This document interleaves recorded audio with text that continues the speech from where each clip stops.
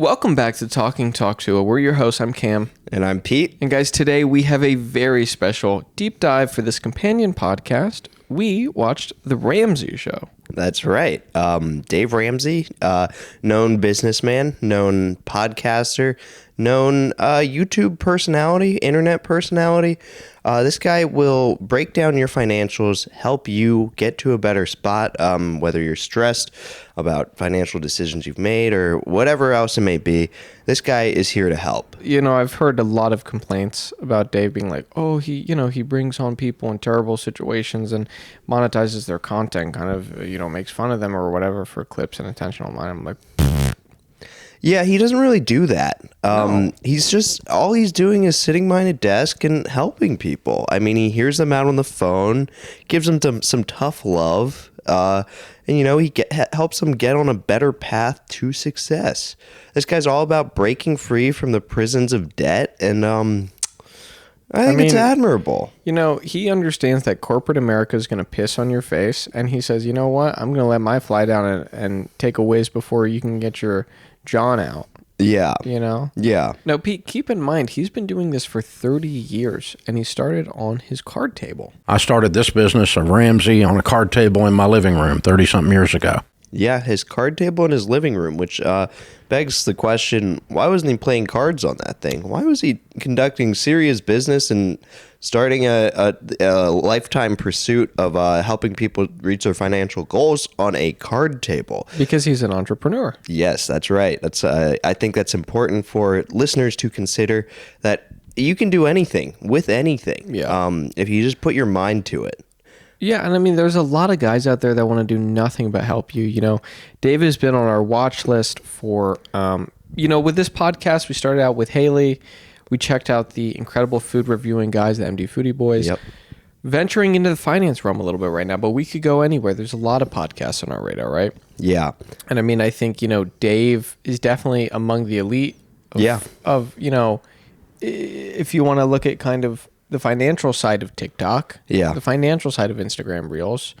He has some acolytes out there trying to do his thing, like Caleb Hammer. Yeah, that's incredible content. I mean, that's that guy. Anytime he pops up on my feed, I'm thinking, oh, how does he do that voice? Yes. And how does he? He's just got such a mind for financials. I mean, him hearing people in probably their worst state, people that can't breathe, that are blue in the face from debt, and him squealing at them. I mean, this is me. You have 135,363. What for what? What are you? How many years did you go to school? When we're looking at podcasts to review, that's one I really want to take a look at in the future with you. Yeah.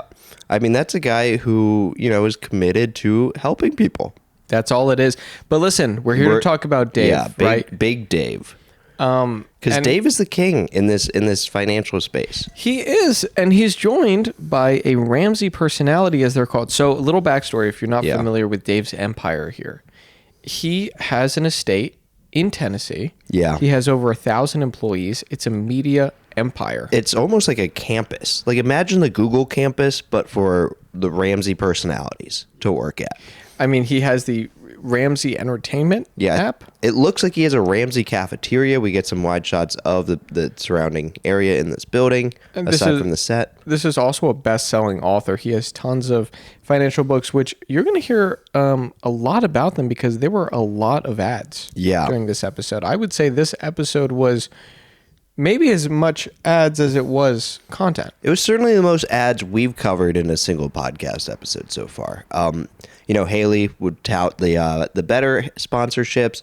MD Foodie Boys, they were a little bit sparse on their ad reads, but Dave, he came in strong. He did plenty of ad reads and ad slides for interstitials between segments. Yeah, picture call-ups of his book, of the Ramsey Show logo, of just videos of people enjoying themselves, his employees working hard at his company.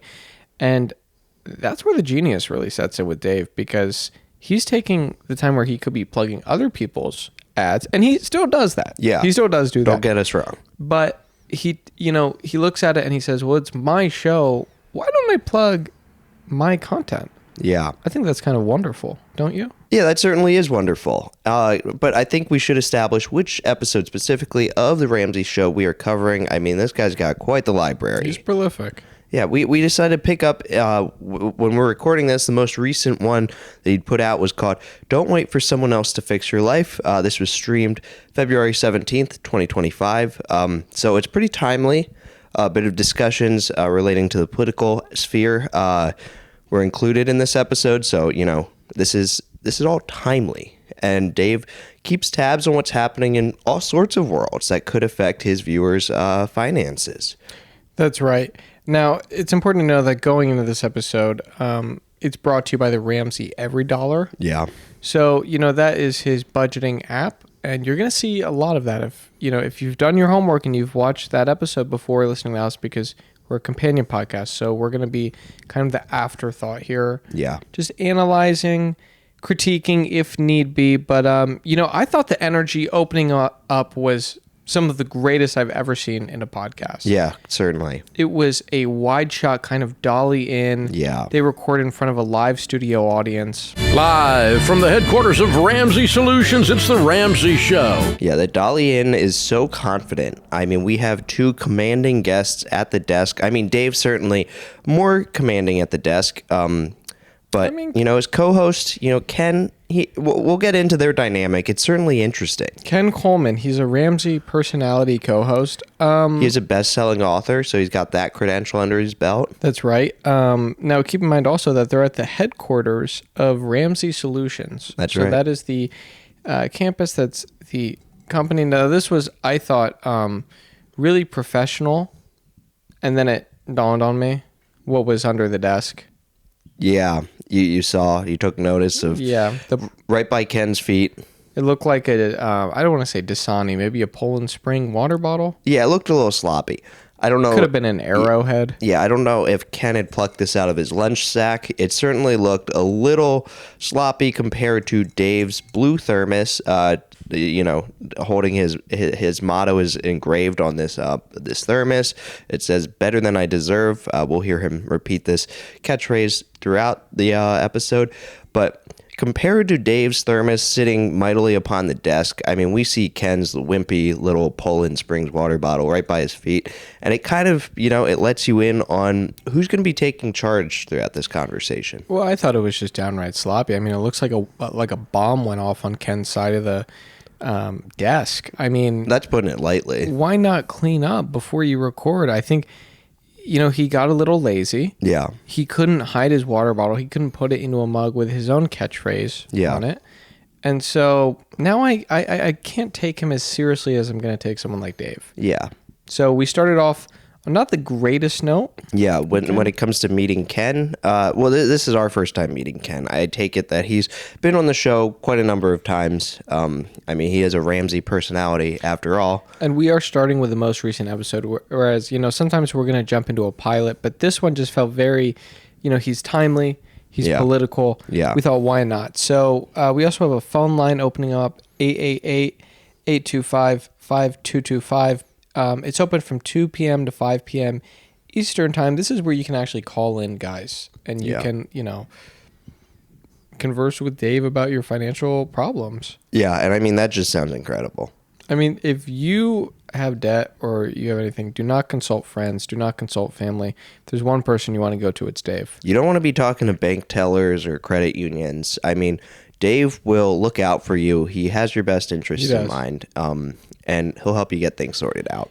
So jumping in, our first caller, Allison in Washington, D.C. So she was helping her mom recover $1.2 million from a kind of romance scam. Yeah, that's right. Lost a considerable chunk of couch change, if you will. Got scammed by someone pretending to be a suitor of hers. Yeah, and the thing to note here is that the bank had flagged a $300,000 transfer, but there were a lot of smaller transactions that really added up that kind of went under the table. Yeah. So the mom is 71, and I think the question on Dave's mind that he kept repeating is she mentally diminished? Yeah. Is she diminished mentally? That's a great question. He was trying to get to the bottom of that. That's right. He was quick to declare her incompetent. I can't tell why she's incompetent. whether it's just sheer loneliness and she's not a very smart person, or whether she's mentally diminished. I can't tell. But he was quick to see if she was mentally diminished. Well, he was unsure if there was like a medical, a mental diminishment, but he also did declare her incompetent. I mean, you can call someone incompetent without being sure of their mental diminishment state. Yeah. Well, listen, she has $5,000 left. Yeah. She's clearly in denial. Yeah. And I think Dave spent a lot of time just kind of tearing into that, just trying to get to the bottom of, is she mentally diminished? This sounds like mental diminishment. Yeah, he said, I can't offer her resources if she doesn't want to take them. No, I'm not scooting her any resources. She's not responsible enough to handle them. Because Allison came to Dave hoping to get some resources from him. And he said, look, I can't help someone who you can't even lead to the water. I can't help a horse you're not leading to the water. Mm-hmm. I mean, this horse needs to stay in the stable until she's ready to come out. Yeah. And so Allison's mom, a bit more at a loss now that she doesn't even have Dave's help. But, Dave did the best he could. Oh, yeah. I mean, she's clearly mentally diminished is what Dave was getting at. But, he was saying, look, don't give her food money, give her food, because, she can't be trusted with money. She got scammed. Yeah. Steer that thing directly into her mouth, airplane style or choo-choo train style. Because, there's a lot at play here. And Allison, your mom, she's got bigger fish to fry than buying her own food even. Just give her food. You do not want to give her Google Play gift cards. They will be sent to a scammer. Yeah, that's right. So Dave pitches calling the FBI. That's right. He asks if she can call the FBI to see if they can look into the scammer, this hacker. But then he answers his own question. Have you turned this over to the FBI yet? Well, you can't if she's in denial. Yeah. And he actually doubles down that on account of this woman being mentally diminished, there's not much that the FBI would be able to do. Yeah, he acknowledges the futility of law enforcement in a case like this. He says their hands are kind of tied just based on the mental diminishment of the victim. And do you feel like that was a jejune statement? Yeah, I think he's seen this happen time and time again. We hear it from Ken, and then we hear it from Dave that they hear this kind of story many times, quite frequently, which brings me into Ken's first words. Ken is awfully quiet for the first 5 minutes, 40 seconds or so. Not a peep. Yeah, and when he does finally chime in, he's there to back up Dave.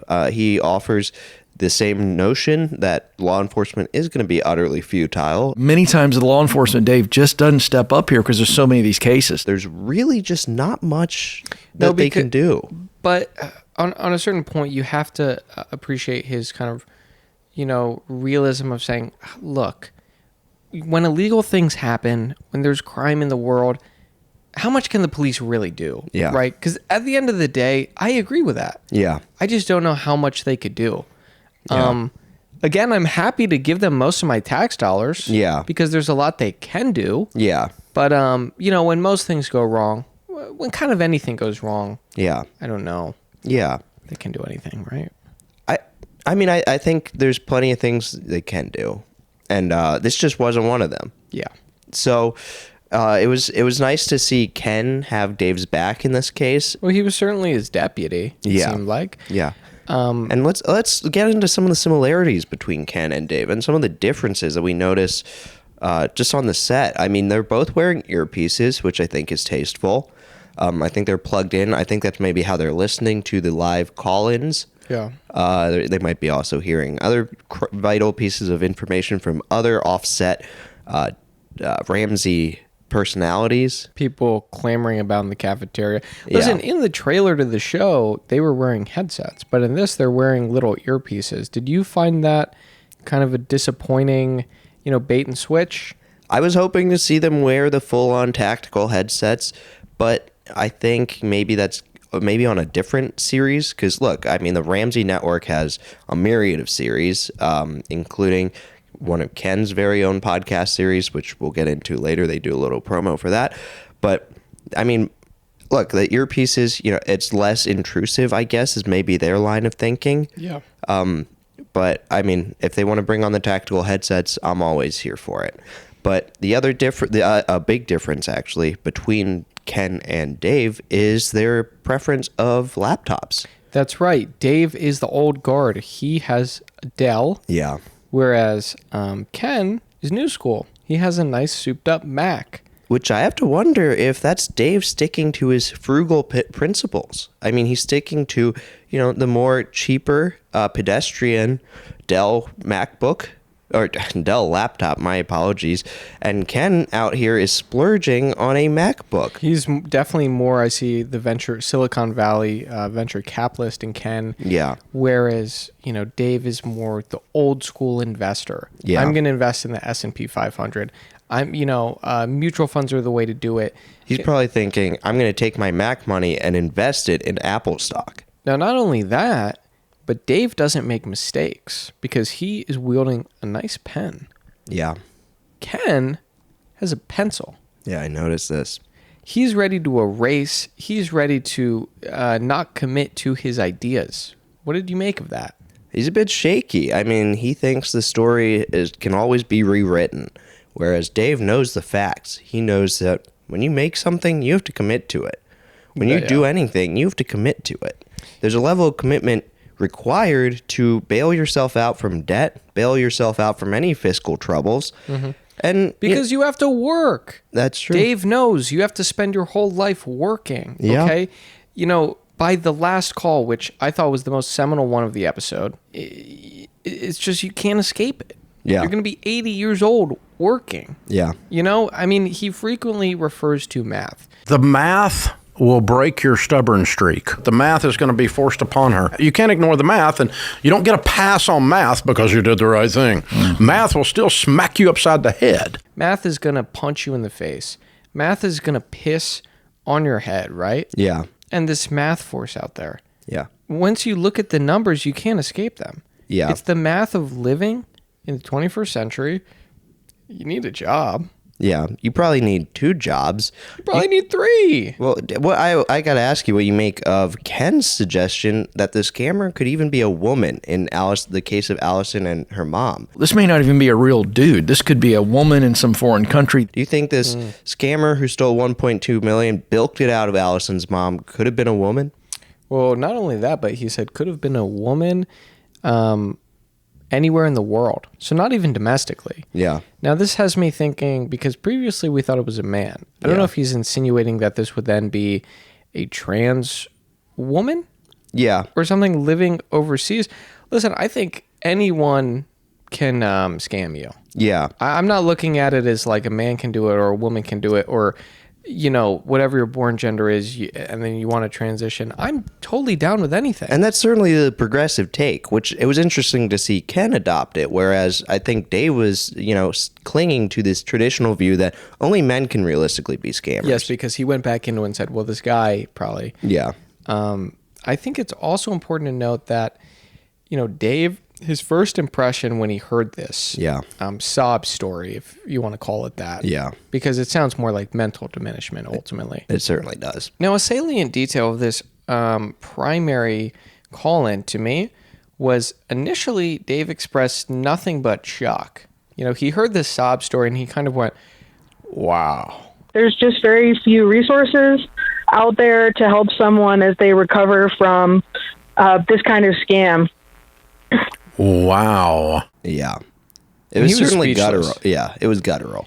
But then, after talking to her for a good 5-6 minutes, really getting all the details about how horrible this situation is and all the mental diminishment, he expressed remorse. That's right. That was a good 5-6 minutes in. So I thought that... He said, I'm sorry to hear that. Yeah, so it really shows Dave's character that he's been doing this a long time. Yeah. And he wants to get all the facts in. He wants to hear everything before he can really let his emotional side out. Because I think he's very much like, what's facts, what's on paper. Yeah. What's the math? And see, that's another key difference is that he's been in this game for a long time. Ever since he started out on that card table in his living room, he's been getting calls similar to this one. He said he's gotten this call many times over the 30 years of running his business. We've taken this call a bunch over the last 30 years for sure. But keep in mind that just minutes before that, Ken had said, yeah, we've gotten a call like this many times over the last 6 months. We've taken this call several times over the last 6 months, as I recall. So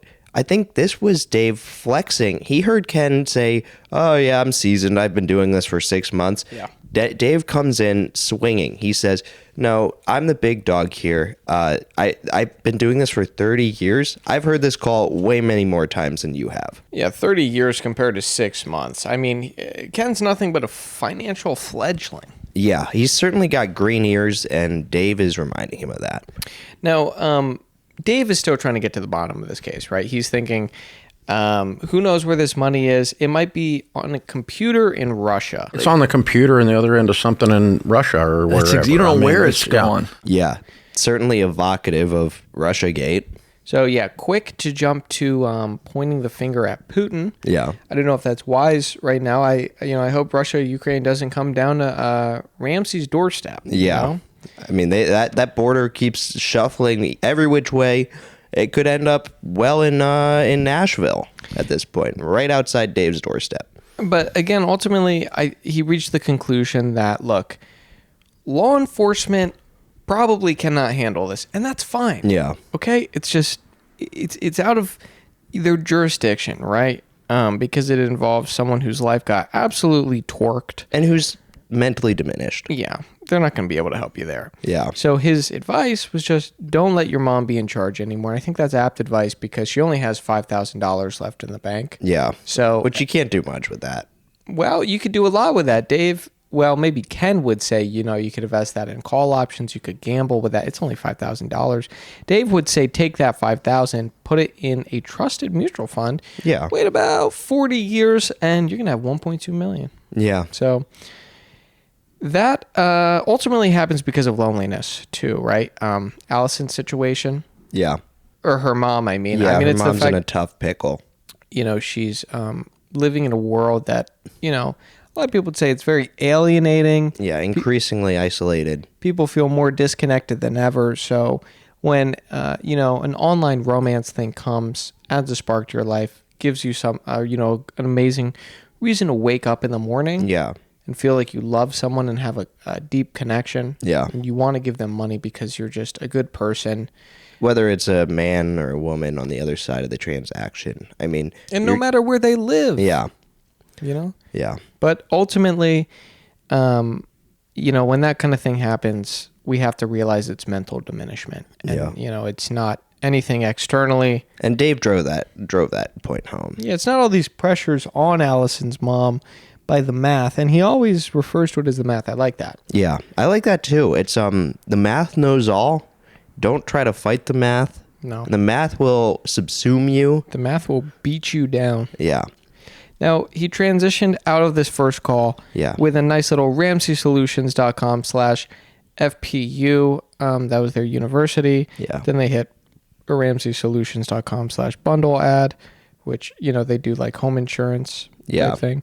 And then it was a Ramsey Show title card to remind you what you're watching. Yeah.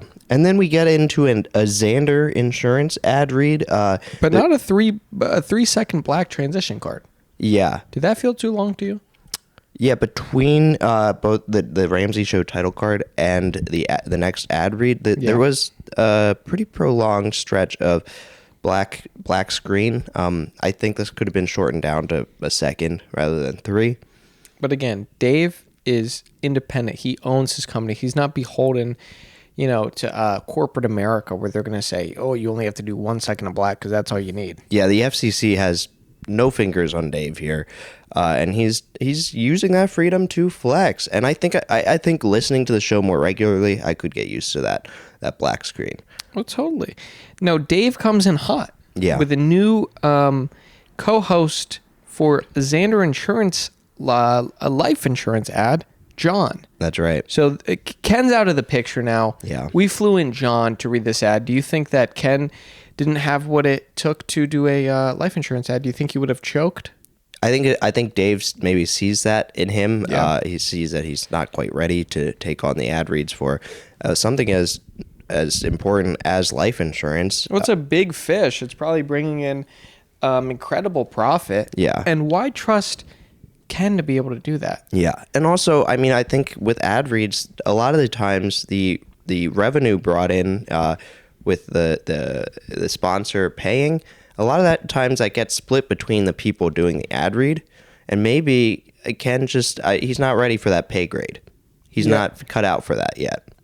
How do you see Ken realistically getting to the level where he can start doing these ad reads? Do you think he just has to, I mean, first of all, he probably has to tidy up his station. Yeah. Dave takes one look at your pig pen Yeah. and says, you're not ready to do a life support ad with me. Because John's side of the room for the ad was spotless. It was. It certainly was.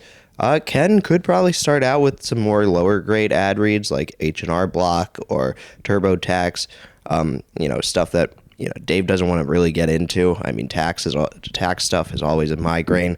So, I mean, if Ken proves himself doing an ad read for sponsors like that, I could see him getting into the good graces of, Xander Life Insurance. They would even be willing to trust Ken with a read like theirs. You know what else I thought was prominent was the fact that Dave said he used Xander for 25 years. Yes. So I sensed that there was an emotional element here. Yeah.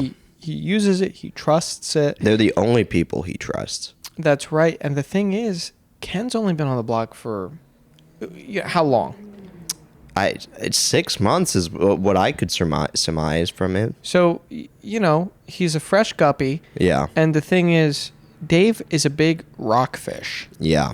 Okay? He's an oarfish. Yeah. Dave has been trusting this life insurance company for 25 years, and I think his excitement for their products actually, it shows. I mean, he and his co-host, John, for this segment, they really ham it up for the camera. They have a really fun, dynamic banter. We didn't really see that with Ken in the first segment of the show. Ken felt a little sheepish with, like, when do I talk? When can I say anything? Dave's taking the lead. John and him, it seems like they've been friends for a long time, off the camera too. Yeah. You can really read that dynamic. And they're just really excited to talk about Xander Life Insurance, and it's just a delight to see. Now, this might be a little bit of a burn to Ken because he might feel as if, okay, whenever there's money on the line, Dave is going to go to John, not to me. Yeah. But who knows? Because if he can just keep doing a good job with these live stream episodes that then get posted on YouTube, and then, of course, the Ramsey Entertainment app, then I'm sure he'll be doing life support ads in no time. Now, the transition after this, right? This is kind of the flow of the show. We get hit with an ad for Ramsey Solutions, and then we get a book plug. And we also get a cool-ass montage of just behind-the-scenes stuff throughout the studio. We get a lot of these montages as interstitials between segments. It's really fun to see what's happening behind the scenes. It kind of quickly highlights some of the people behind the scenes that are doing a lot of important work. The smiles on all 1,000 of his employees' faces. At 10 minutes and 30 seconds, we get a book plug for Ken and Ken Coleman's book, Find the Work You're Wired to Do. It's his best-selling book. It was nice to see Dave promote a Ramsey personality's, efforts. This was a watershed moment for me, seeing Ken's book get the spotlight that it deserved. Unfortunately, it was overshadowed by King Dave because he has to come in and say, look, I'm top dog. Because the next segment, it felt like a 10-minute segment. It's all about Dave. It's Dave plugging his own book, and Ken kind of has to sit second fiddle. Yeah. He just gets a pull-up. There's some music, but there's no emotion with it. He can't really talk about it. It was amazing to see because it seems like a book I'd really love to read. Yeah, because I'd love to find work I'm wired to do. But Dave's book seems also incredibly interesting. Yeah. And, I got to give Ken props because he is there to help Dave promote it. I mean, he's taking one for the team. He's a team player, I guess, at the end of the day. And keep in mind, he's a Ramsey personality. Yeah, he might be a Ramsey bench warmer to some degree, but this is starting lineup right now. Yeah, he's out in the field for this game, and it's he's flexing to some degree. So Dave begins this behemoth segment by talking about how he runs events for small businesses. He's at like 10,000 events right now all across America. He has thousands of employees. He brings in several $100 million of revenue. He says, look, 54% of the GDP is created by small businesses. That's businesses with 500 or less employees. He's not one of those businesses. No, he says he's got over 1,000 employees. So I mean, with all those Ramsey personalities, that puts him outside of the small business classification. But in his heart, Dave is a clear small business guy. I mean, yeah, I think in his heart, he's still at that card table when it comes to business. Yeah. And so he's singing the small businesses' praises, but he wants to teach more people how to get into the small business world with his book, Build a Business You Love.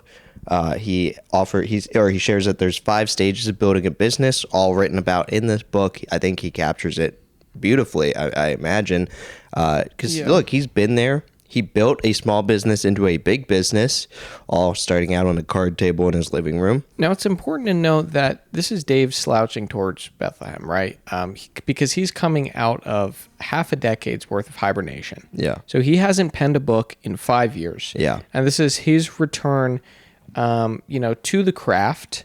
Yeah, and he's no stranger to best-selling books. I mean, he had his first #1 best-selling book was Entre Leadership. I believe that is a portmanteau between entrepreneurship and leadership. Mm-hmm. Pretty masterful. I mean, he's a true wordsmith. I mean, it's what you see is what you get. Total money makeover for small business. Yeah. He's not trying to pull your leg right now. No. And if you pre-order the book, he promises you over $350 in free bonus items. Now, hold on a sec. I do just want to clarify. Technically, these bonus items are not free. I was tricked by. I was a little confused by that. I think, and of course, this would be on the graphics template editor. Yeah, I mean, spiritually, they're free. I mean, a pre-order, what does that really take? An extra click of a button? Well, you have to guarantee the money to this now instead of putting it in, $100 a month into a mutual fund, which then after 30, 40 years, you'd be a millionaire.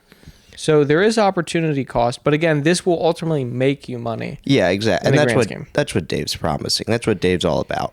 But again, I said slouching towards Bethlehem because the book ships on an ominous calendar date. Yeah. April 15th. That's tax day. The book actually ships on April 15th, oddly enough. Tax day for small business people, right? And everybody else. Yeah. For small businesses and everyone else, as Dave puts it. So even when he's talking about, the dire situation of tax day, he's thinking of small businesses first. He has his sympathy goes out to them first and then everyone else.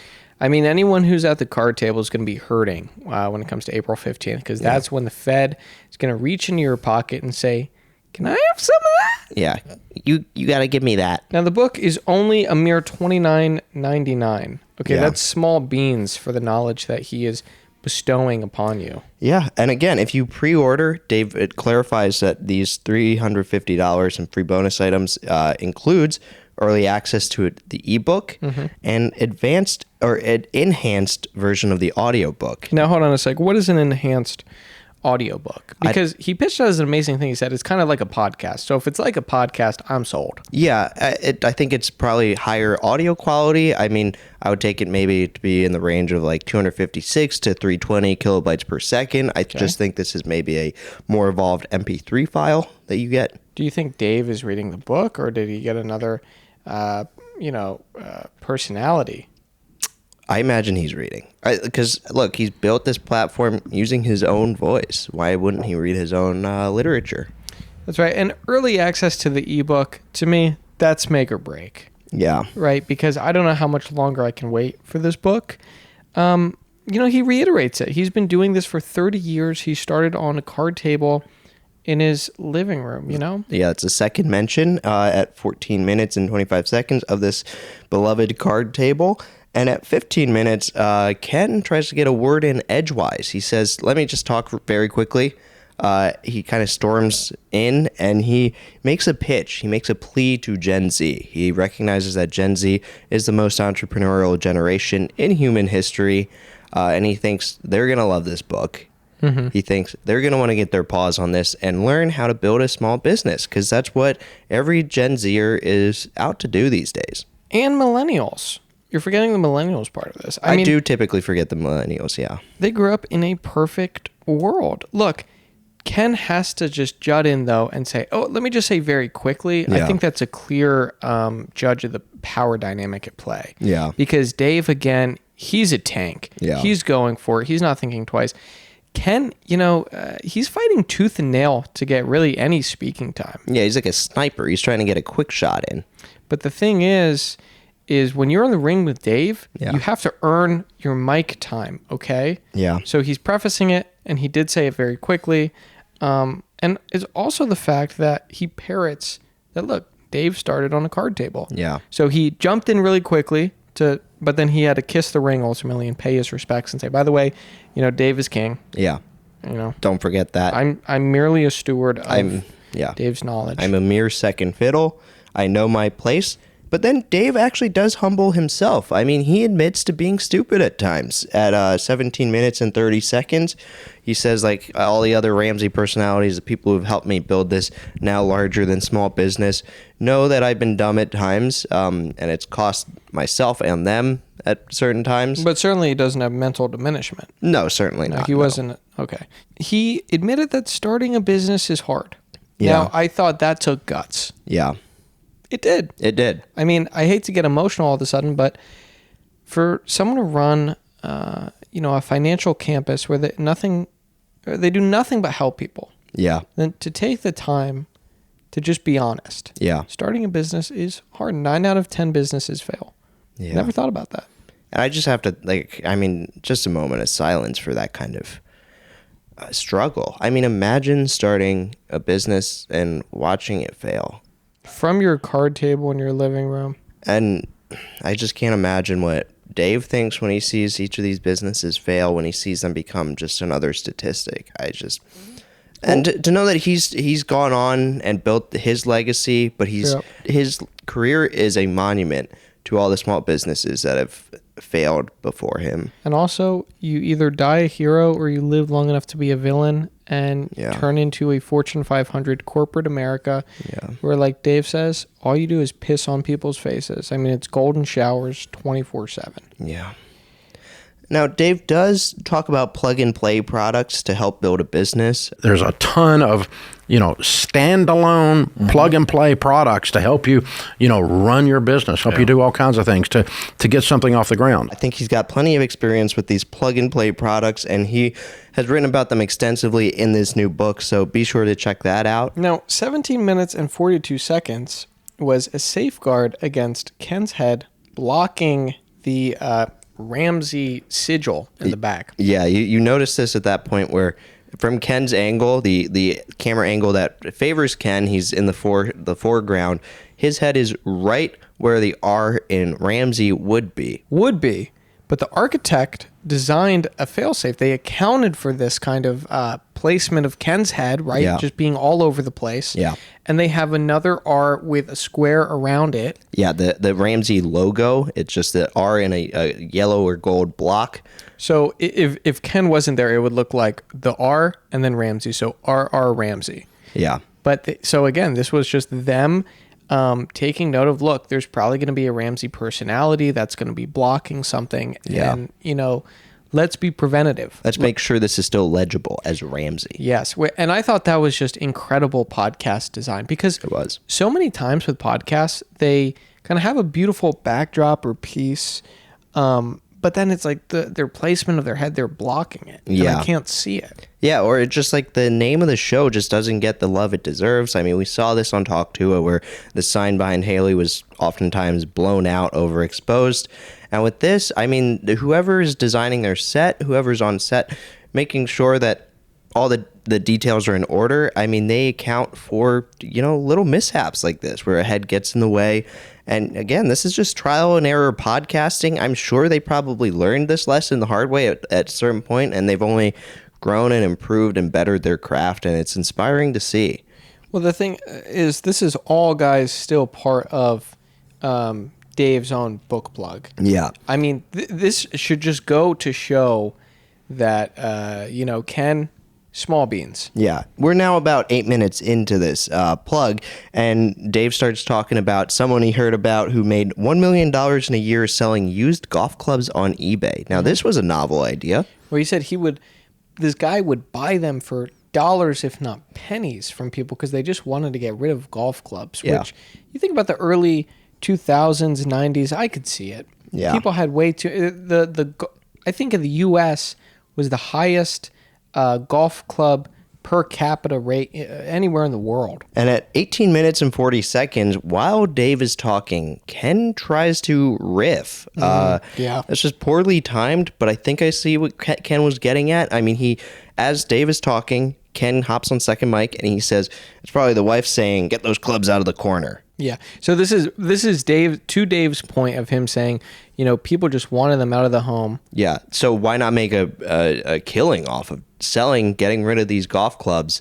And, Ken thinks it's a good time to chirp in with this joke about it's probably the wife's idea wanting to get the mess out of the house. Because people just want them out of the way. That's right. They collect. They grow generally like those are rabbits in your wives. garage. Use golf clubs. Get those out of the corner. Yeah, and nobody wants the old technology, right? No. So this was the second time that Ken inserted females into the narrative. The first time he was talking about female scammers overseas. And, this time he's doing kind of a crude impression of one. Yeah. Dave, it didn't really get a rise out of Dave. No, I mean, keep in mind, he cut in on Dave's speaking time. So Dave's mic was hot. Yeah.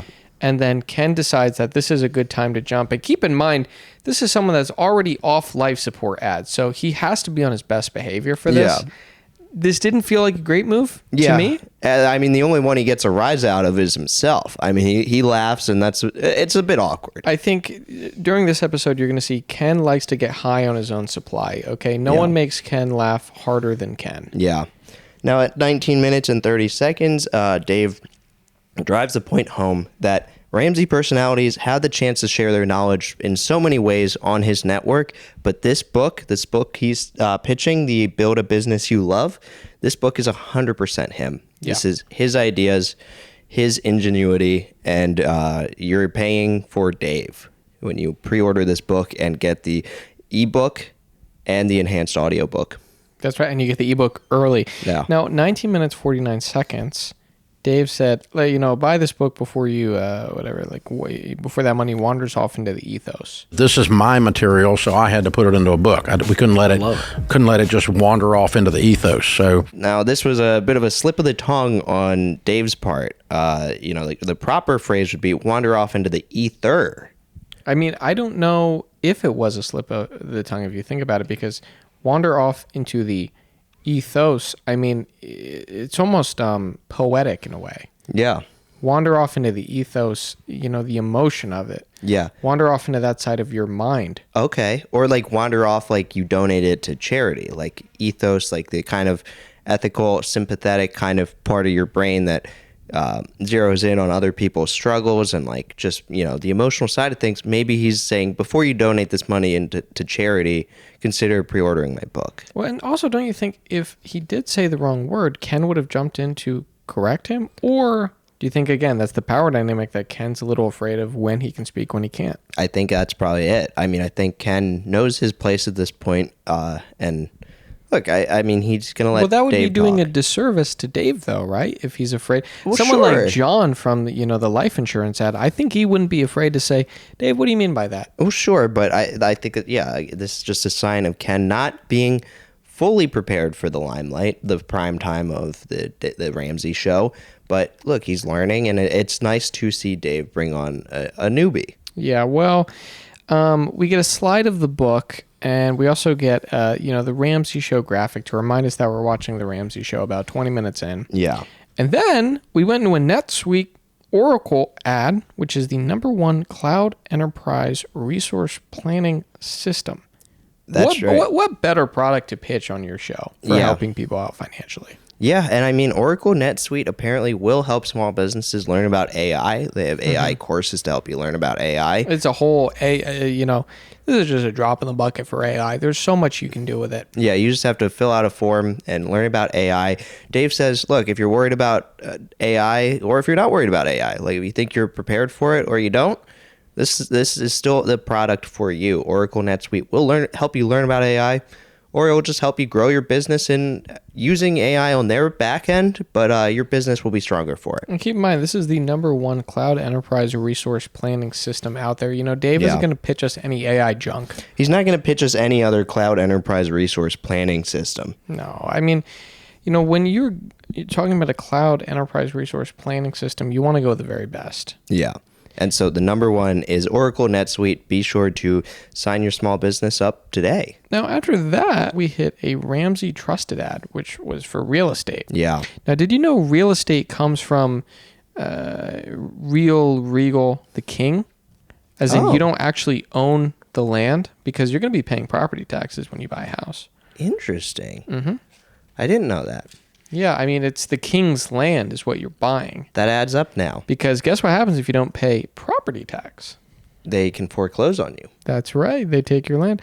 And that's actually going to be something at play in this next story. Later. Jeremy from Seattle. This was around 22 minutes, 38 seconds. Yeah. Here's the situation. His in-laws are upset that he hasn't paid them back. He borrowed $80,000 from them. Yeah. So he married this woman.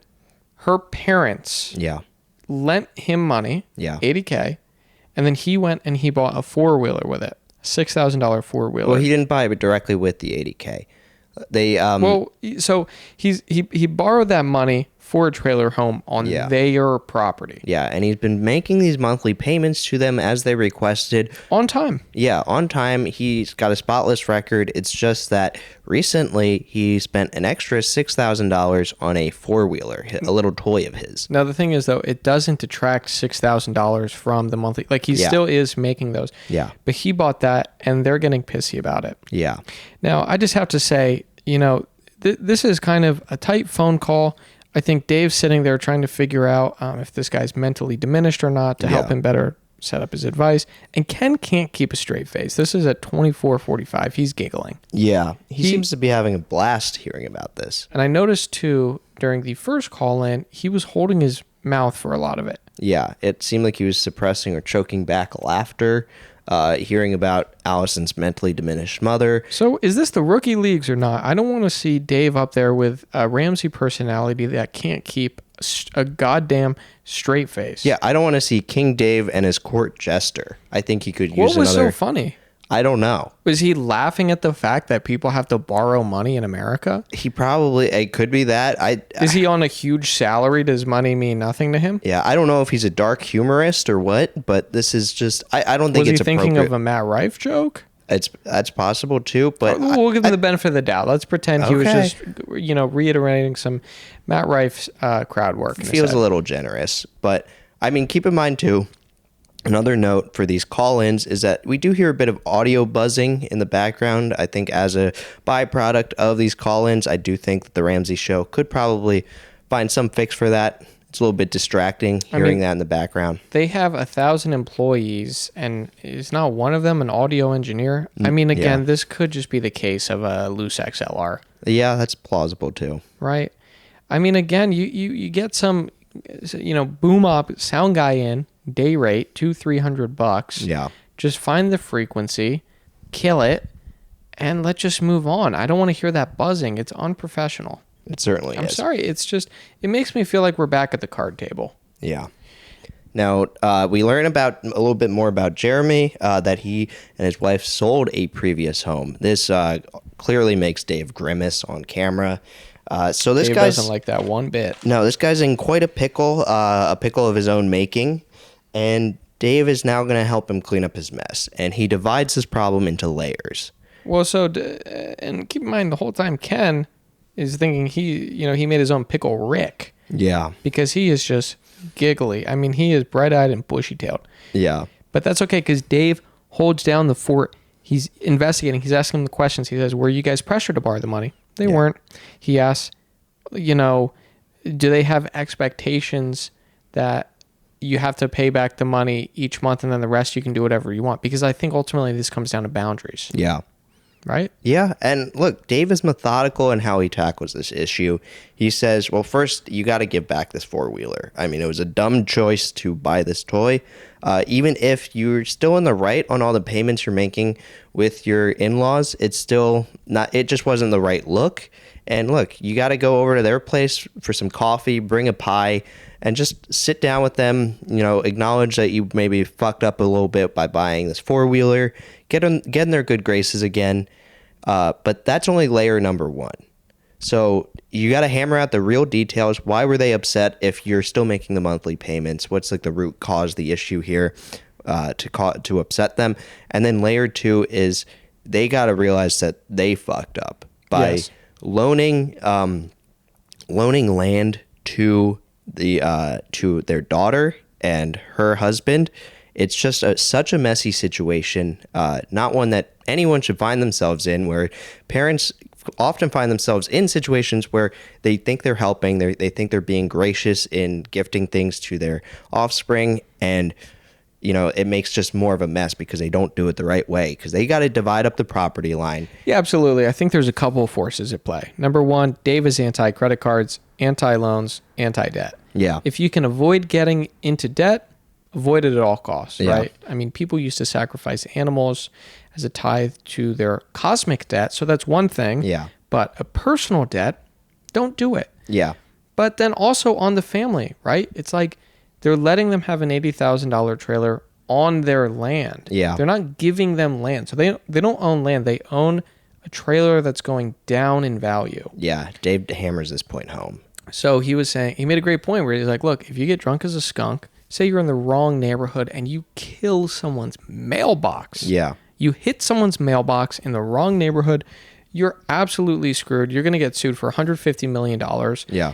And then your house gets foreclosed, you lose it. What happens to their trailer? Yeah. They don't own that land. They didn't make that mistake. Yeah. So I think the whole thing is an entanglement. And at 27 minutes and 16 seconds, Ken is laughing. That's layer number 1. That's the easiest layer. Yeah. He's just What is stifling. so funny? I don't know. I mean, he hears Jeremy's tale of sadness and he's just giggling throughout it. It's pretty unsightly. Look, I mean, according to Dave, you're playing Russian roulette with 3 bullets in the gun. Yeah, that's right. He's using a couple of different metaphors throughout this too to I think help alleviate Jeremy's sadness over the whole affair. He's trying to keep things as light as he can. I mean, keep in mind, Dave, when he divided things into layers, he broke down layer 1 of Jeremy having to sell that ATV, the 4-wheeler, and then he asked Jeremy, do you want me to get harder? Do you want me to get harder, Jeremy, or do you want me to leave you alone? Before he dives into layer 2 of, fixing the whole family situation. Now, is that why little schoolboy Ken was laughing so hard? No, he laughed after the 3-bullet Russian roulette joke at 29 minutes and 38 seconds. You're playing Russian roulette, and there's 3 bullets in the gun, not one. Yeah, Dave, It felt like Dave was kind of aware of him holding back laughter off to his side. Out. Yeah, he loosened the pressure valve on Ken, offered him an off ramp here, and he said, "Here's a joke. Laugh for me." Yeah. He's keenly aware of what's going on around him at all times. And then at 30 minutes, 30 seconds, he offers up a bit of a confusing Emperor Has No Clothes allegory, where he's in the thick of it with all of this talk of the family fuck-ups. He's doing an impression where, he says, Daddy bitched about the 4-wheeler. I know what Daddy's going to do. I read the mail.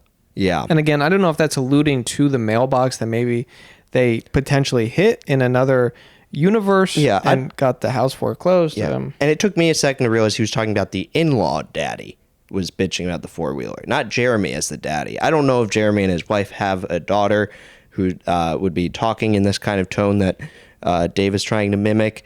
But anyway, it just seems like a whole mess of a situation. Dave is comfortable calling it what it is. Well, Ken's, Solace was saying, hey, just be happy it's not worse. Yeah. Yeah, he offered a salve for this huge issue because, I mean, Jeremy's getting burned by Dave throughout this. Dave's trying to keep it light, but he's still laying into Jeremy. And Ken's just kind of a side figure here. But Dave kind of closes out with the statement that you don't want to have your kids be in debt to you. This is a message to Jeremy's in-laws, because Thanksgiving dinner tastes different when you're eating with your master. That's Dave's parting words. I think that was a clean exit from this tragic tale, and I hope Jeremy's better off. I think he's taking that money to the bank. He's probably selling that 4-wheeler. I hope so, and I think he could, repay the loan, get out of it, and then just get a 1-2-bed apartment. Rent's going to go up every year, but at least it's a better situation than just, having daddy be on your ass. Yeah, staring down the barrel of your in-laws. Not something you want to do. No, I mean, because keep in mind, he's playing Russian roulette, and daddy put 3 bullets in there. Yeah. So if it was 2 bullets, I would take that chance. Yeah. 1 bullet easily, but 3. And then that's too much. Yeah. Well, we nicely transition into a message from Rachel Cruz with the Christian Healthcare Ministries. Well, not before a Ramsey Trusted Real Estate ad insert. That was just a brief mention. We've seen it before, but he threw it in again. Sorry. Yeah. No, I appreciate you calling out all these ads because it's important to the show as a whole. But then we do get this message. It's novel from Rachel Cruz. She imparts the knowledge that Christian Healthcare Ministries is a biblically based healthcare alternative. It's where if you're a Christian, you can pay into a pool with other Christians to help offload your medical expenses.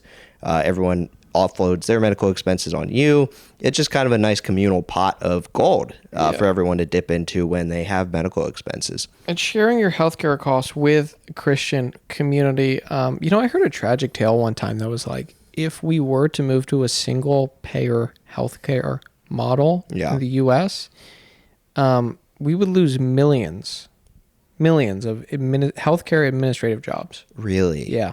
Because again, it would all be rooted to one payer, which is Uncle Sam. Yeah. And so all the people that have to do paperwork all day, every day, five days a week, they'd get shit canned, and they would have to find something else to do instead of just doing paperwork of saying, oh, your insurance can cover this. They can't. I just can't even fathom a reality like that. It's horrifying. So it was nice to know that Rachel get a breath of fresh air from Rachel. Yeah. Also, programs start at only $98 a month. Yeah. What a steal. Now we quickly transition into another Ramsey ad, reminding us we are watching The Ramsey Show. And then we go into a Baby Steps Millionaires book insert. Yeah. So another one of Dave's books. Yeah. And somewhere in between EntreLeadership and Build a Business You Love came Baby Steps Millionaires. Seems like a great book. Seems like an incredible book. And, I'm sure it's going to be adapted into a major motion picture soon. Yeah. But it makes me wonder, does Ken have any other books? Because I'm sure he is a well-established author. Yeah. I'm sure he does better in print than he does on podcast. Because so far, let's just check in. I'm not really... The temperature check on Ken here? Honestly, I'd like to see what another Ramsey personality could do. Okay. And look, I think he switches it up regularly on his show. I mean, maybe we tuned into the wrong episode, but look, how are you feeling? Get real with me. I don't feel great about Ken. I honestly think he might be a one-hit wonder in the literary realm as well. I don't know if he really has more than one book in him under his belt. I haven't done more research into Ken. I feel like his appearance didn't garner my interest enough for me to research him before starting this show. I mean, look, he's in Dave's shadow. It's not an easy place to be, but he's also not making the absolute most of it. Well, now hold that thought, because this next segment, and we'll do a temperature check after this one, they have a little bit of a street fight. Yeah, and I think this is the first time that Ken really steps up and challenges Dave to his face. Yeah, he steps into his own a bit here. So this is the setup. We get the question of the day segment, and it's brought to you by Y Refi. Yeah. It's a refinancing company. Now that's spelled Y, like the letter Y, and then R-E with a line across the top of the E, F-Y, and you go to yrefi.com. Okay, good. That's how I was hoping it would be spelled. Yeah. So, Dave clears that up, and this seems like a great refinancing company if you want to look into them, if you need their help. But then we get the question of the day from Brianna in D.C. Now, the question was, how will President Trump's tariffs affect me? So immediately, Ken jumps in, price is going to go up. Yeah.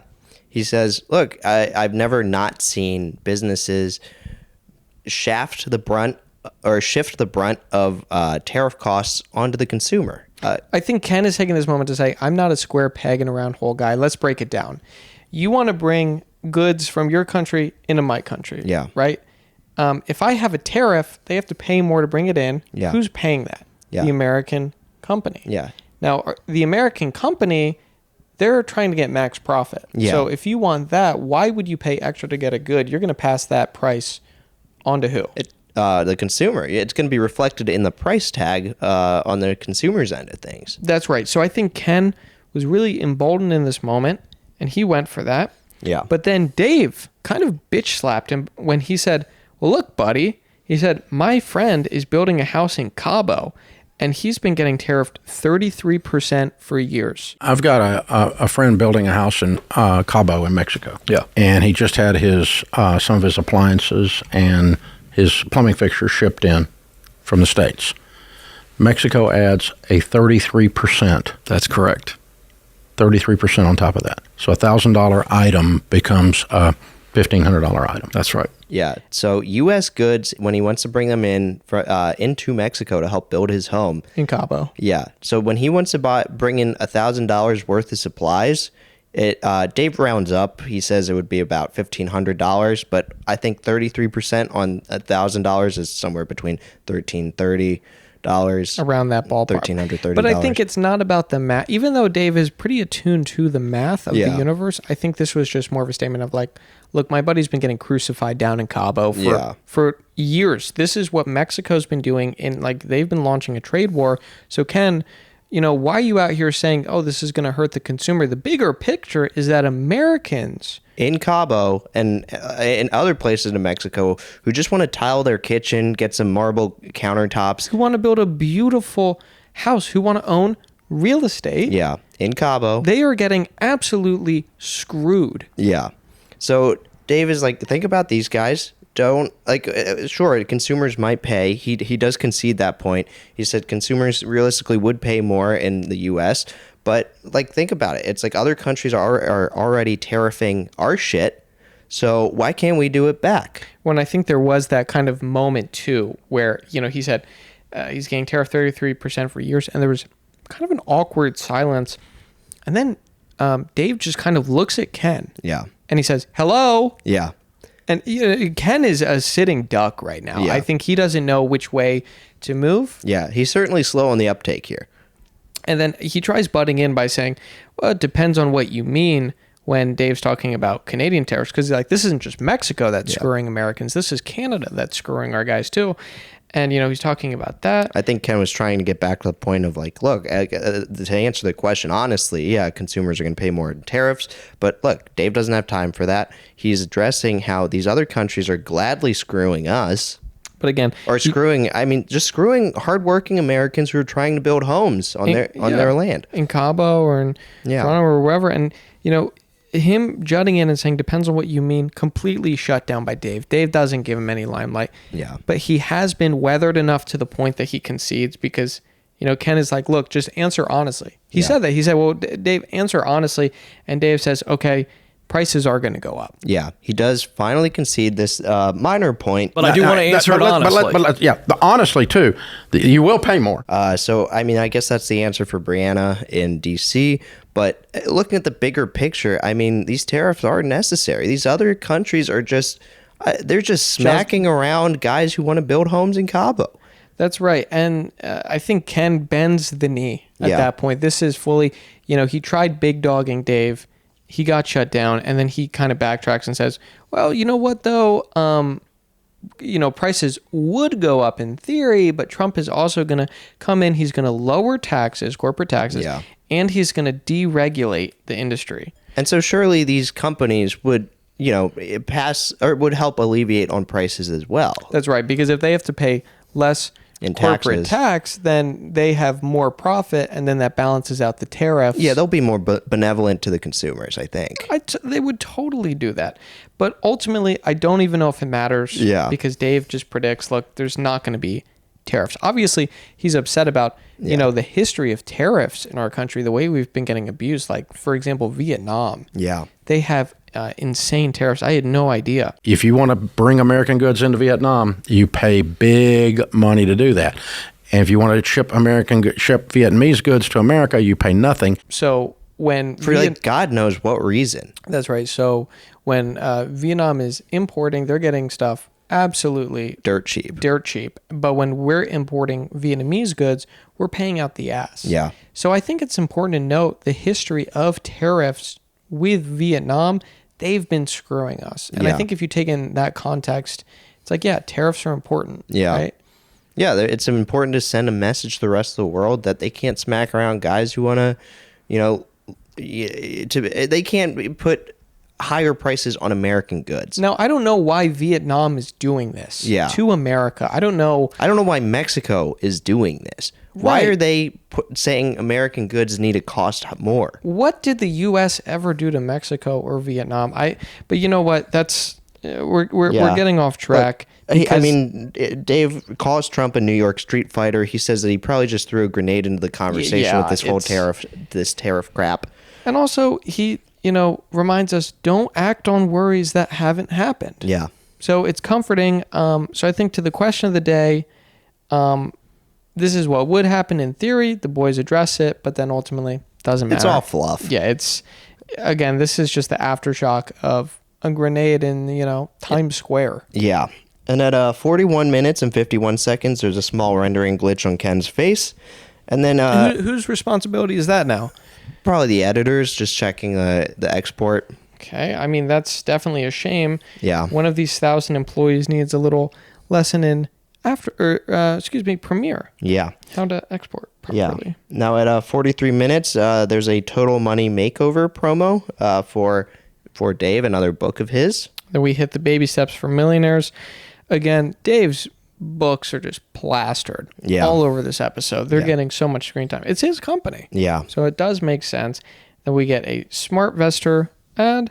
We get a Ramsey Trusted ad. We get a Every Dollar app, which is an ad. Incredible. And then we get back onto the show, and there's another slow dolly in on set, which happens after every bit of an ad break. With each new segment, we're reintroduced to Dave and his co-host Ken for this episode. Now, it's important to note, though, that before and after, so they're kind of putting back in their earpieces, and then at the end of these segments, they're taking them out. So maybe they're going on a bathroom break, maybe they're grabbing a bite to eat. Yeah. But I like that they're kind of walking around. There's a lot of movement because they're locked in at a desk. Yeah. But then to know that they're out and about, they're probably talking with employees, checking up on people. Yeah. That's really cool. Yeah. Dave is a businessman. He's a model businessman for other people to aspire to be, and it's just great to know that he's true to himself in that regard. But do you appreciate this kind of podcast where, it's on the line of it's a show, it's a podcast? It's tricky because when I see anything that has an audio-video component combined, that's a podcast to me. Yeah, it is. It's certainly a bit different from the rough and tumble podcast that we've covered so far. I think Haliey's would maybe fall into that classification. Certainly EMD Foodie Boys, where they aren't quite at the scale of, a live audience and a built out desk set. But I think also the important thing to know is that most podcasts edit to make it look like they're unedited. Yeah. That's most in the game, right? Yeah. They're covering cuts, doing all these things. But Dave's show, he's pretty brazen with the fact that, he's getting up and he's going to grab a drink. Yeah. He's going to the bathroom. He's going to stretch his legs. Yeah. But they're doing it live too. Yeah. And so with all the ads and the inserts, it's truly a moment of just self-reflection that he's like, let's just call it what it is. Yeah. This is a show, and I'm not trying to deceive anyone, right? I'm throwing in all these ads because I want to help people. Yeah. And as we come in onto the set again after the previous ad break at 44 minutes, Ken is clearly fidgeting with his neckline. I don't know if he'd taken his sweater off during the ad break and was putting it back on and readjusting it. I don't know what the story is there. Well, I'm sure Dave's probably cutting the AC to, save costs around the campus. So maybe it's a little hot in there and Ken overdressed. Yeah. We get a quick shout out to Ken's new podcast, Front Row Seat. Ken Coleman, Ramsey personality, #1 best-selling author, and host of the brand new super popular podcast that we just launched called Front Row Seat. Be sure you check it out. We get a later promo later in the episode, but it was nice to hear Dave prop up Ken's new show, also on the Ramsey Network. Be sure to check that out. And then we get the next call-in question, 44 minutes, 43 seconds. It's about whether a young man should cover his girlfriend's expenses. Now, this was Joe from Salt Lake City. He said, me and my girlfriend moved in together. Am I paying the bills for us? Now, this was another moment, I think, where Ken is just a little out of line. Yeah. And that's giving him the benefit of the doubt here. He immediately goes, no. Yeah, he bursts out in laughter. I'm curious whether I should be covering the bills or not. No. Again, he can make himself laugh better than anyone can. Yeah, he thinks just a succinct answer such as no is going to get the job done. But Dave is laying in wait. I mean, this is a line of a man who has heard plenty of phone calls over the last 30 years, and he knows you're going to need more context than that. Yeah, Dave, it's important to know, Dave is not backing him up right now. No. He could jump into his corner, the fight. Yeah. But he doesn't do so. And I think Ken kind of has an awkward pause where he's looking for that support and he doesn't get it. Yeah. That was a humbling moment. Yeah. And so Dave, he prods for more context, or actually it's Joe, he offers it up and Dave happily gobbles it up because the story is a little complicated. Joe needed to move to Cleveland from Salt Lake City, Utah for work. And he was dragging his young girlfriend. They're both 19, so they're both young, a young couple. He's dragging her along to Cleveland just because of his job, and she's leaving her family behind. She doesn't really have any job prospects out there. She's a cosmetologist, and Joe is wondering, do I really have to pay for her if we're moving in together? Can't she be responsible? I don't want this to eat into my own personal budget. Now, this is important, getting all those facts, because Ken didn't hear any of this. No. Dave jumps in to say she's in danger economically. She's been taken away from her family, her friends, everyone she knows. She's doing this for him. It's a full-blown hostage situation. For his work, of course he is going to have to pay and take care of her because that's going to put a strain on the relationship if she knows she has to pay and then she's not really benefiting from this. So Dave took it a step. He said, first off, yes, you're going to have to pay. Yeah. But a step up from that, and he said, you're going to have to put a ring on that finger. He says, you're going to have to marry her. That's right. He asks Joe, if you were this girl's dad, would you let her do this? Would you be okay with this? And Joe's like, no, not really. He mumbles through it. And Dave's got him right where he wants him. Yeah, he's got him by the tail. Yeah, Dave is holding Joe's feet to the fire. He's saying, I know you're a good guy. I trust you're a good guy. You're trying to do what's best for your life. But look, you're putting this girl in danger, serious financial danger. And you got to put a ring on it. I'm challenging you to put a ring on it if you truly trust your relationship, if you have faith in her. Make her feel safer. That's all. Well, I mean, the thing is, Dave is pitching a world in which they can stay together and make it work. Ken's looking at it as like, this is just the doorbuster. Yeah. He's saying it's going to have to be a long-distance relationship. I don't think this is going to work out. He actually backtracks now to say, if I were her father, I would look at the situation and just be distraught. Yeah. Which is definitely in conflict with what he said immediately, saying, no, don't pay for her. Now we're saying, if I was that girl's father and you're saying you wouldn't cover all the expenses, I'd be looking at you like Jagaloon. Yeah. I would say, you're disgusting. Get out of here, you pig. Mm-hmm. Like it is really a piggish kind of thing for Joe to think. But the problem, too, is that then Dave comes back in with more facts, right? And he says, look, more couples that are not married together live together than ever. But the problem is that married couples succeed in wealth building. There's tax benefits to it. Yeah, the marriage advantage, he calls it. So again, he really is saying, let's look at this world as for max profit. And if you could get into a relationship with someone to help you both obtain more wealth and more max profit, that's the way to do it. Yeah. I think in ancient markets in the Middle East, money was used as like a value system to be able to like, I'm going to trade this for that. Yeah. And so money could be like, okay, this helps me take what I need and trade to someone else what they need.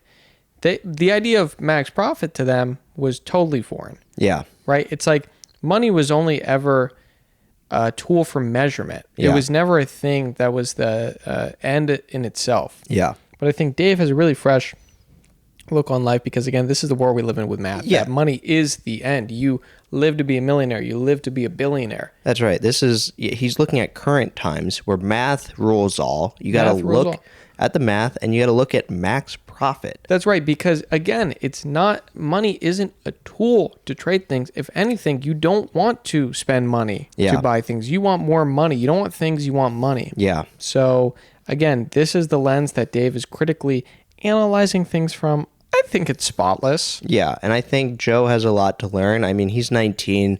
It's a bit of a steep learning curve, but I think he'll get there. And hopefully he keeps his girlfriend out of danger. Now, there's a questions for humans ad after this, and then we're hit with an every dollar ad. Well, the questions for humans, it's 4 packs. It seems like question cards, almost like flashcards. I was thinking like a Cards Against Humanity type thing. Maybe it's a game.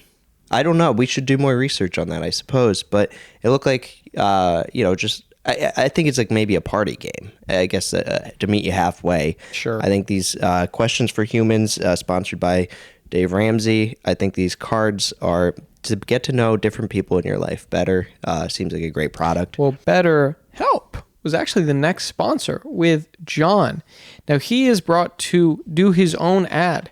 This is a solo ad that John is doing. Dave trusts him enough to service a pristine client. BetterHelp, when you need therapy, you're going to want to go with these guys, right? Yeah. And if you do, you can get 10% off your first month if you go to betterhelp.com/RamseyRadio. That math seems like it works for me. Yeah. So go ahead and get some therapeutic help, some assistance in your relationships, and, just things that might be plaguing your mind. BetterHelp seems like a great place to get help. And I think if Dave's putting his support behind it, I think it's worth checking out. But I do think it is a little interesting kind of play on the industry that Dave is taking money from BetterHelp, a company that's saying we want to help people feel better, give them therapy. Meanwhile, Dave's doing that for free.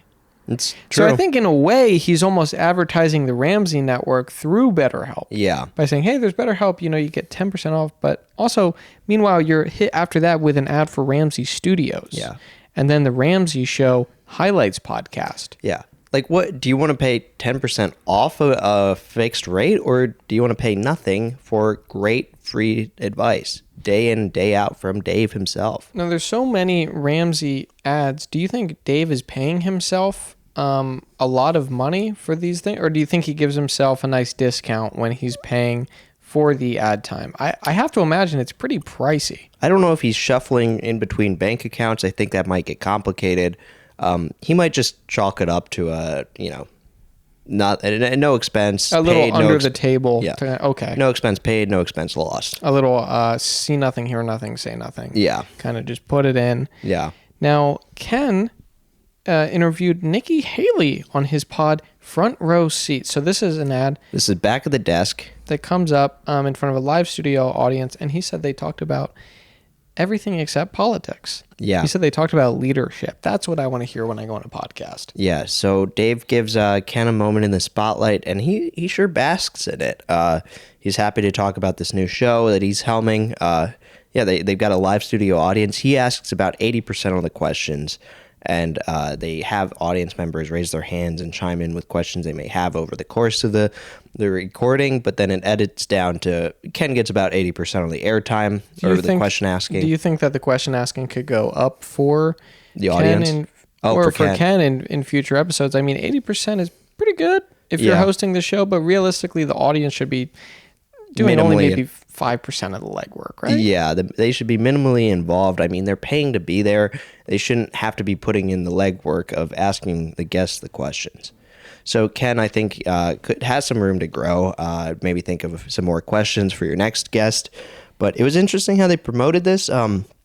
At 55 minutes, 25 seconds, we have like a bit of a web view look at how the podcast looks when you like search up front row seat on like YouTube. There's like a window. Yeah, it's like a YouTube search bar. Yeah, it's an interesting graphic, and you see like the video playing in this web view. And then we learned that Will Guidara is going to be the next guest on Ken's show. This is a longtime friend of Dave's. Now, that's a big get. Yeah. How do you think he got that in order? I mean, he might have pull some strings or on the back, I think Ken may have been present at maybe a couple of Dave's soirees where Will was also there, and I'm sure Ken he maybe had to plead with him a bit.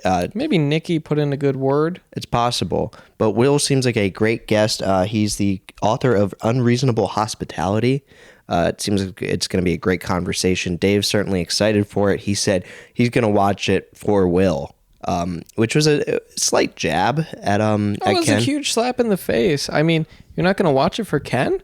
Yeah, your right-hand man, literally right now. If Will's in it, he'll watch it. And I'm sure if John was in it, he'd watch it. But the thing is, it almost made me feel bad for Ken. Yeah. You know, I think he's eager. He's eager. Yeah. He's a little eager. He's green. Yeah. He's new, 6 months in. We don't know. I mean, Ken, you know, I think he's just got to buckle down, put in the work, and show Dave, hey, I'm willing to do what it takes to have a great audio-video podcast co-host. Yeah. I mean, like, yeah, he started out with Nikki Haley. I mean, maybe he can move on to, like, more Ron DeSantis types and build his way up from there. Now, the next call-in was April in Indianapolis. And this one was about, how can I help my 71-year-old mother save up money for retirement? She has no job. She gets $900 a month for Social Security. But the problem is, if she were to get work, she would lose her Medicare. It was Caricade. I think Medicare. Okay, she'd lose that. Yeah. So then she'd effectively have to pay more. So the thing is, she can't really get a job because of the Social Security. And it seems like, according to Dave, her only choice is working 40 hours a week. So she's working. That's her only choice. And I thought this was so powerful. Yeah. I mean, April's mom getting the reminder that you are strong enough to work. You're able-bodied. You're healthy. You can put a smile on your face. Sure, you've worked all your life as a caregiver. What's a couple more years in the ring there? Or what's a couple more years at a big box store, as Ken suggests? Well, he did a quick Google search, and he said he found thousands of jobs. Yeah. So there's no shortage of work. I just did a quick search while you guys were talking. There are 5 big box stores in Evansville, Indiana. You know them. I don't need to say them. They have 100+ jobs right now available. And a 71-year-old lady who's healthy, who's mature. He said there's about 5 big box stores in Indianapolis, or it's Evansville, I believe, is where April's mom is located. A smaller town, still nice. Dave says, he's like, that's a great town. It's less pricey than Indianapolis, so she's in a great spot to, you know, be able to still work plenty, but also not have to worry too much about expenses, just because the cost of living's on the lower end. It's so important to note that Dave was saying, if you can lower your cost of living, then you can start investing money, because you don't want to be working when you're 92. No, you have to cut off the work at some point. Yeah. But the thing is, she does have a good work ethic. Yeah. As you said, she was a caregiver all her life. Yeah. You know, so you work another 15 years, 40 hours a week on the low end, I think anywhere from 40 to 80. Yeah. And she's going to be able to, you know, be able to afford an apartment. Yeah. And it's like April kept saying, yeah, but she is stubborn. And it's like, look, Dave is just reminding you that she can put her bullheaded mentality to, you know, greeting people at a big box store or helping other people in need. Any like people who might be on hospice or just can't take care of themselves. So April's mom, I mean, you have many years ahead of you. I think working is going to be a great opportunity for you to learn, grow, you know, gain some integrity. And also, think about it like this. Yeah. If you're not working, what's your purpose? Yeah. Because, you know, work gives you a sense of self. Yeah. And I think maybe that's kind of the issue too, is that she's like stuck in this limbo of like, oh, I'm getting, you know, Social Security. Oh my God, I paid into it all my life and now I'm getting it. I can't even afford an apartment in the South with it. Yeah. And so it's a matter of like, yeah, you're going to have to supplement that. Yeah. You know? You I mean, we're not going to get Social Security. No, absolutely not. Why would we want that? Well, we wouldn't, because we have good smiles and a great work ethic. And I would absolutely just be delighted to be working at a big box store with you when we're 70 years old. Yeah. And it was interesting. Dave got on Ken's ass a little bit there, because Ken brought up the big box store idea, and Dave's like, well, wait a minute. This woman has been a caregiver her whole life. Why didn't she stick to that? I think there'd be plenty of big box stores that would love to take care of her. And a caregiver probably can make more than she'd make there. I and agree. Probably with the right care organization. Yeah, that was just a quick search. Hospital or whatever. And then Ken had to backtrack a little bit. He said, oh, that was just a quick search. He certainly routed his ass, and he said it was a quick search. I mean, he was playing... Yeah, Indeed, I guess. He was playing on that computer for at least 10 minutes before that. He was shuffling between tabs, between Indeed, Backstage, whatever have you. I mean, I not a great job recruiter, Ken is, but you know, look, I mean, He just threw it out there. Dave pinned him down, said, come on. He put him in a half Nelson, and, he said, what'd you say, barnacle boy? Because I'm mermaid man. But also, I just want to throw this out there. Why doesn't she try and, buy some golf clubs for $1 or $2 for a set? Yeah. I mean, why not just become a millionaire? Yeah, that's a great point. Dave's all about entrepreneurship. Yeah. So I don't know. Why work for someone else when you can sell golf clubs? Now, again, I almost wonder if Dave was just a little flustered there. Yeah. It's also probably taking into account that she hasn't, seems like, read Dave's books, because if she did, she would know that starting a small business is the way to do it. She wouldn't have found herself in this situation where, she's unwilling to work, because Dave's all about working. But so that gets kind of wrapped up by saying, look, just time to face the math. You need a job. Yeah. So we got a cool look at the studio at 1 hour and 4 minutes, about 21 seconds. It starts with Andrea, and she's kind of in this, it looks like a Chuck E. Cheese machine where you like grab dollars. Yeah, it looks like a Dance Dance Revolution pad almost. Where there's like a screen behind her, and there's, a cafeteria behind her too. There's like all these people congregating around her.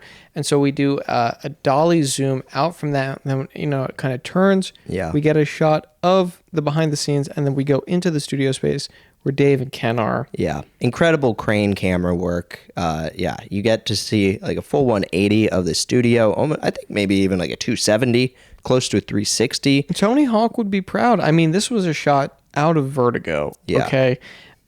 But anyway, Andrea is an insurance agent, and the reason she was there standing and waving to the camera. Yeah, standing and waving was because she paid off $121,000 of debt in 28 months. So she was there, and I guess they do this pretty frequently when someone's able to pay off debt. Well, yeah. I mean, Dave has to sing the praises of people who heed his advice. And Andrea is now, thankfully, debt-free.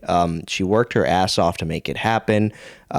She found herself in a bit of debt by buying a house in 2022 in Fort Myers, Florida, and she finally had paid it off, the mortgage, and she is now a proud full homeowner. And Dave, he couldn't believe it. He thought she was the perfect specimen. And her parents were there. They were watching from the gallery. Yeah. They were sitting on little chairs. Her grandparents, actually. I think her grandparents were in the chairs. She said her mom was also around somewhere. Well, listen, it came down to her saying, you can't control what's in the White House, but you can control what's going on in your house. Yeah. She cycled Dave's advice back to him because That's right. She said she learned that from him on his show. Quite the apt pupil. Yeah. I mean, she buckled down. She worked hard. She's an insurance agent. You got to imagine in Florida, that's a good job. Right? And I mean, she paid this off in 28 months. She had a fluctuating income between $85,000 for, I think, the first year or so of paying it off. And then she got a raise to $135,000 a year. So she successfully paid this off. And yeah, Dave could not believe it. He was he was so proud of the student of his.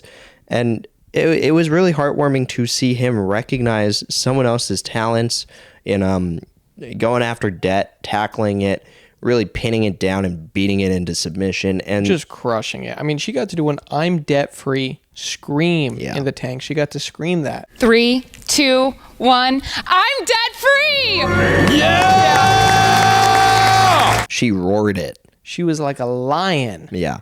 And it was a great cause for celebration. Yeah, there's certainly people that would be rolling in their grave right now at this, right? Like someone like, I don't know, Mark Fisher, who wrote Capitalist Realism, right? Where it's all about, I can't, it's harder to imagine an alternative to capitalism than it is to imagine an end to the world, right? Yeah. But let's look at the facts here, buddy. Yeah. You can pay off debt. You can do it. In 28 months. Now, at 1 hour, 13 minutes, and 12 seconds, Dave mocks the idea that the American dream is dead. The American dream is dead. The American dream is dead. I can't buy a home. Well, she just said, hold my beer. Yeah, she did. I mean, come on. Love it. Wow. Yeah, Dave masterfully mimics your typical on-the-street socialist whining about, the American dream is dead. There's no way to ever pay off debt. Shut up. Andrea is an insurance agent, you jackals. If she can do it, Why can't you? Look, to all the naysayers out there, why don't you guys try buying real estate during a pandemic? Yeah, coming off the heels of a global catastrophe caused by incompetent government lockdowns. Because that is where the real wealth is made. Yeah. Okay? And if you can't get that through your pumpkin head, then I don't know what to say, because Andrea just said, hold my beer. Yeah. Now, moving on, we get an every dollar ad, Ramsey Trusted ad, real estate, Total Money Makeover, book plug. Then we get the 7 baby steps.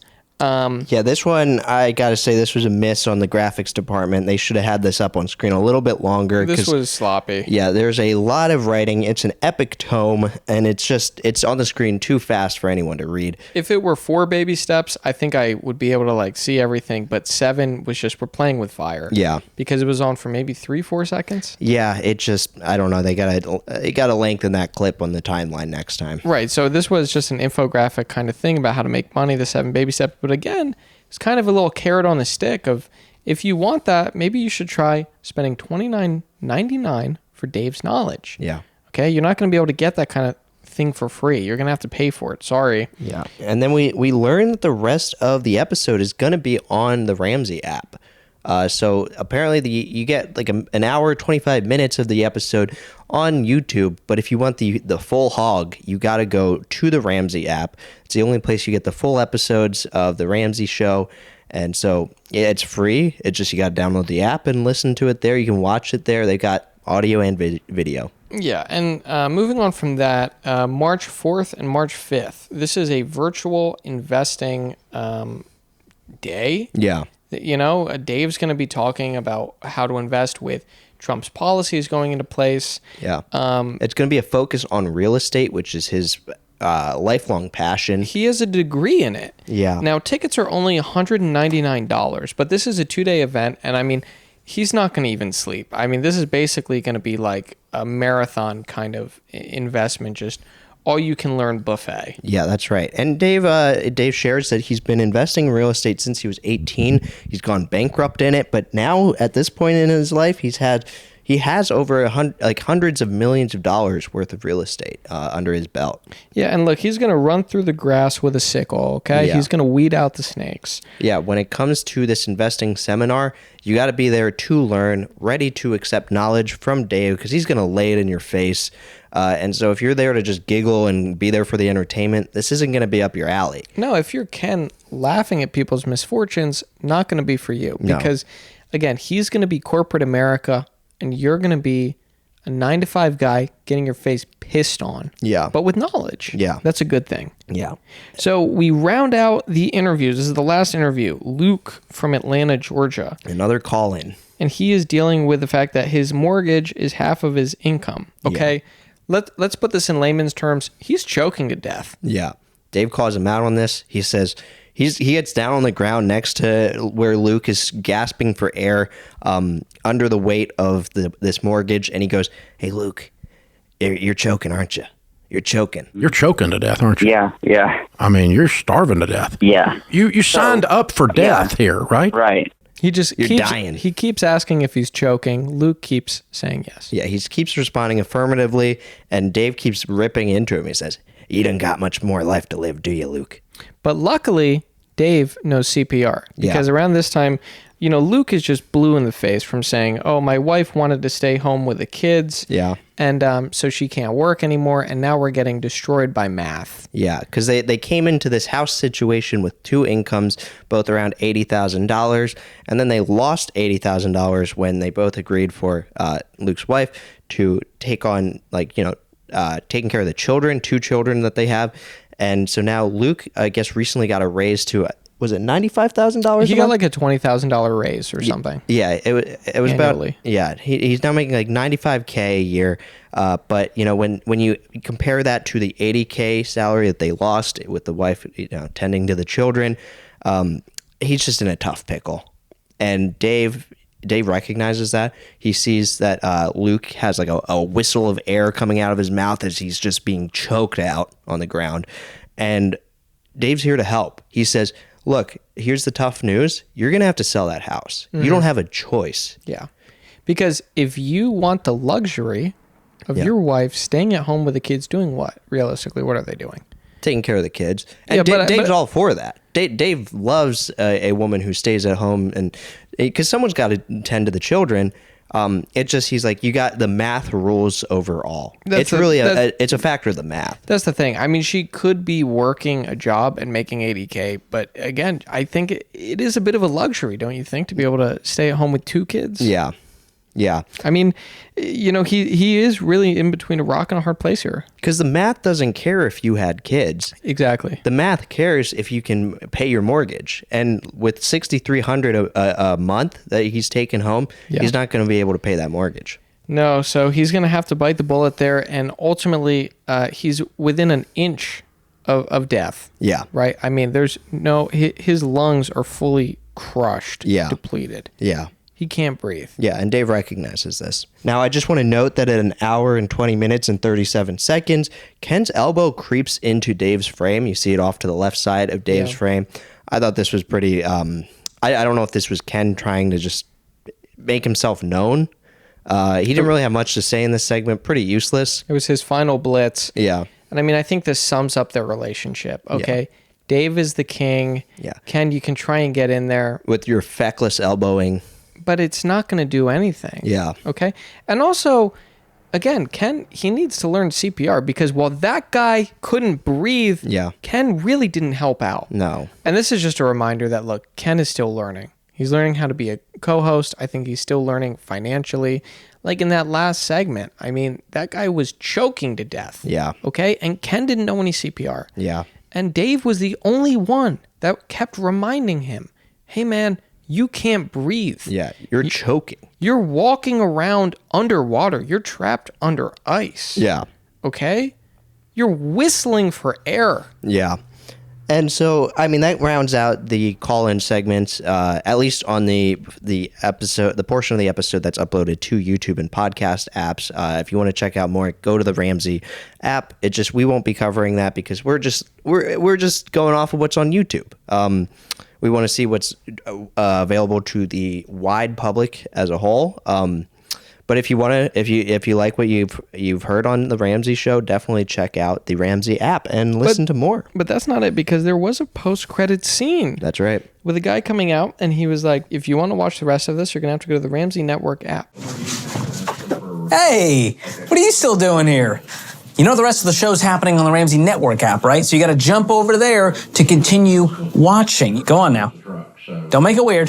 Yeah. And it was really silly. I mean, I think this was the lightheartedness we needed after seeing that guy just absolutely get crushed by his mortgage. Yeah. I mean, he had no air in his body. Yeah. So this post-credit scene, this guy was like, hey, you still watching? Yeah. You have to go to the app now. Yeah, you like that story? You like hearing about that guy's struggle? If you want to hear more struggles, you got to go to the Ramsey app. But then he would like walk away and then he'd turn around and be like, wait, are you still watching? Yeah. This is getting a little weird now, isn't it? Yeah. I thought that was so well done. I don't know if it was improv or that guy was reading off a script, but a true Ramsey personality. I'd like to see that guy behind the mic. Yeah. I mean, that's Deadpool. Yeah. That would be epic.